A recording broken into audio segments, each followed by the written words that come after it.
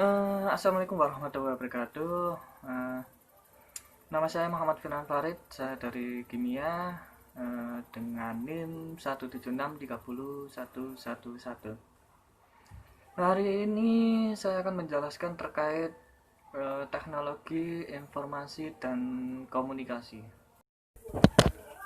Eh, Baiklah, pertama eh, eh, terkait fisika dengan teknologi informasi dan komunikasi atau TIK tidak dapat disangkal, di mana fisika merupakan dasar dari perkembangan teknologi informasi dan komunikasi yang juga kemudian dengan perkembangan yang pesat memberikan kembali inspirasi pada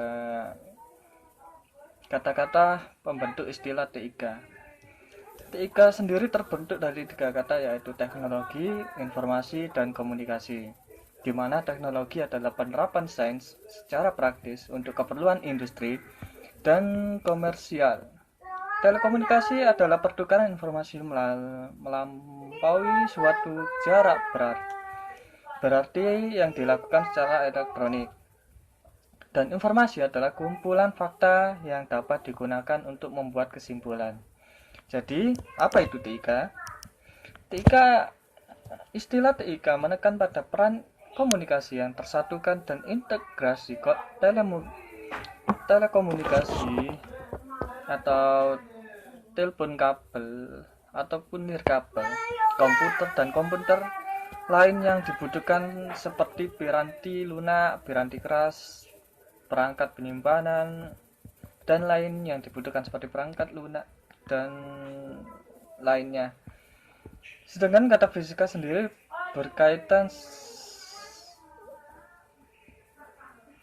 sedangkan kata fisika sendiri berarti studi ilmiah mengenai materi, energi, ruang, dan waktu serta hubungan-hubungan antaranya. Konsep fisika yang telah umum dikenal misalnya adalah dinamika, fluida, gelombang elektromagnet, isolasi, hukum kekekalan energi, optik, dan lainnya. Dalam pembahasan kali ini dapat diartikan bahwa fisika mempengaruhi teknologi informasi dan komunikasi. Oke, selanjutnya dalam fisika yang mendasar komunikasi dan telekomunikasi.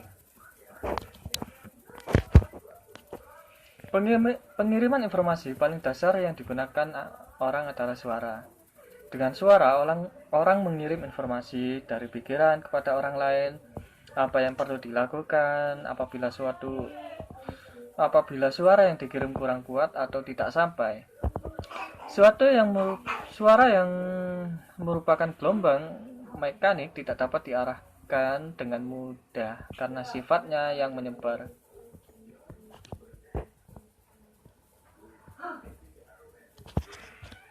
Terdapat cara sederhana untuk mengirim bunyi agar dapat lebih jauh tersampaikan, yakni melalui kawat atau tali dengan menggunakan telepon kaleng.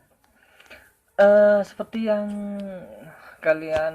mungkin kalian pernah alami dahulu, orang-orang zaman dulu menggunakan eh, orang-orang zaman dulu atau anak-anak zaman dulu itu menggunakan mainan untuk telekomunikasi jarak jauh menggunakan botol kaleng yang kemudian dilubangi untuk diikatkan ke tali, yang mana tali tersebut menghubungkan dengan kaleng yang lainnya. Cara ini dilakukan dengan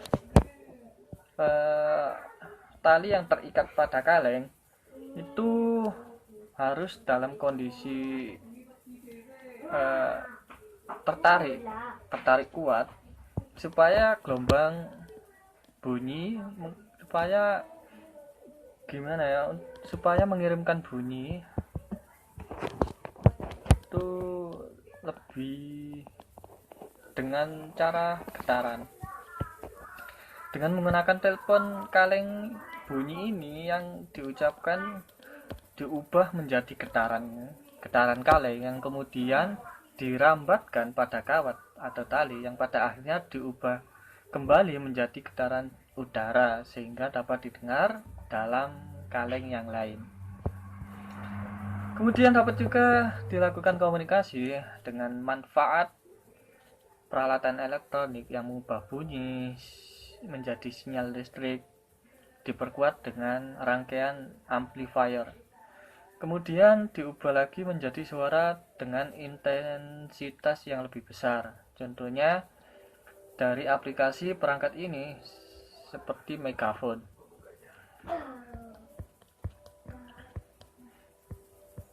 Dengan alat megafon ini,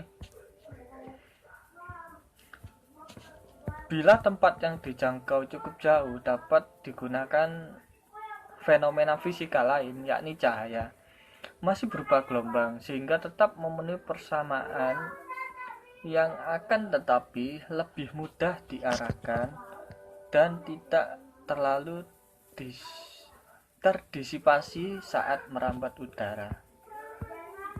Dengan menggunakan cahaya atau api, informasi dapat disampaikan dengan jarak yang lebih jauh lagi, di mana bunyi dan suara akan memerlukan waktu lebih lama. Salah satu cara yang telah umum dikenal dengan berkirim surat, yang pada zaman dahulu dilakukan dengan menggunakan kendaraan untuk mengantarnya. Kuda adalah salah satu contohnya. Untuk informasi yang lebih pribadi dan rahasia jamak juga digunakan merpati pos. Lama waktu yang dibutuhkan informasi untuk berpindah dapat dilihat pada sistem. Berikut informasi yang dapat dikirim lebih cepat dan lebih mudah dikendalikan. Berikutnya adalah sinyal listrik, yang awalnya mewujudkan dalam bentuk telegraf, kemudian diikuti dengan telepon. Upaya untuk meningkatkan kecepatan pembawa informasi terus dilakukan orang, yaitu misalnya perambat informasi tanpa kabel atau nirkabel yang terwujud dengan adanya telepon seluler, atau tetap dengan kabel akan tetapi cahaya yang dirambatkan yang diwujudkan dalam serat optik. Dengan kedua cara tersebut, laju informasi tersebar dapat hampir tercapai. Kemudian fisika yang mendasari teknologi informasi dan komunikasi. Dalam perkembangan TIK yang di dalamnya terdapat komputer tidak dapat disangkal merupakan aplikasi dari konsep fisika sederhana seperti tugas dan roda gigi, lalu yang cukup rumit seperti tegangan dan arus, sampai yang cukup rumit seperti semikonduktor. Mungkin hanya dengan beberapa atom dapat dirancang suatu gerbang logika atau keadaan elektron-elektron, bila yang ukuran device pencatat informasi akan semakin kecil dapat dibuat. Sayangnya, apabila telah mendekati ukuran kuantum, prinsip ketidakpastian Heisenberg mengatakan bahwa keadaan kuantum tidak dapat diukur tanpa mengganggunya. Akan tetapi terdapat pelanggaran prinsip ini melalui pengukuran lemah sebagai dilaporkan oleh Rosema et al. Yang menjelaskan bahwa sistem kuantum memiliki masalah, yakni harus dapat stabil tanpa terganggu lingkungan atau terisolasi, tetapi harus dapat diukur dan dapat dimanipulasi atau diubah. Ketiga hal ini kontradiktif apabila dilihat dengan konsep terdahulu.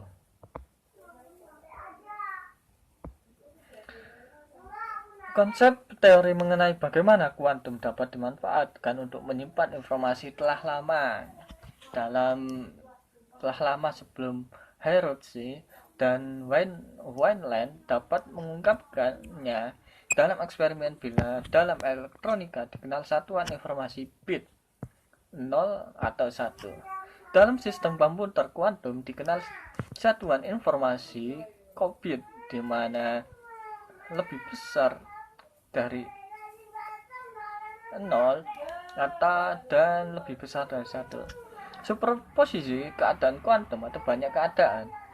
Kandidatnya beberapa di antaranya adalah elektron, spin down dan spin up, polarisasi foton horizontal dan vertikal, dan flux superkonduktor.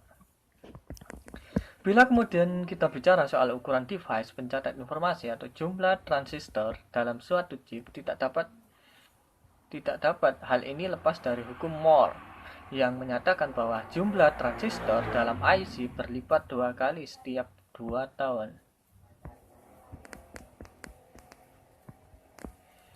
Inspirasi balik teknologi informasi komunikasi kepada bidang fisika. Dengan adanya TIK yang canggih, berbagai simulasi fisik, hal-hal yang dulunya tidak dapat dibayangkan, dewasa ini dapat direalisasikan dengan menggunakan komputer dan divisualisasikan dengan senyata mungkin. Bahkan sampai interaksi antara dua real dengan dunia dalam komputer, yang kelak pada saatnya akan memberikan inspirasi dalam bidang fisika untuk menemukan inovasinya. Video-video pada TED.com seperti yang dipresentasikan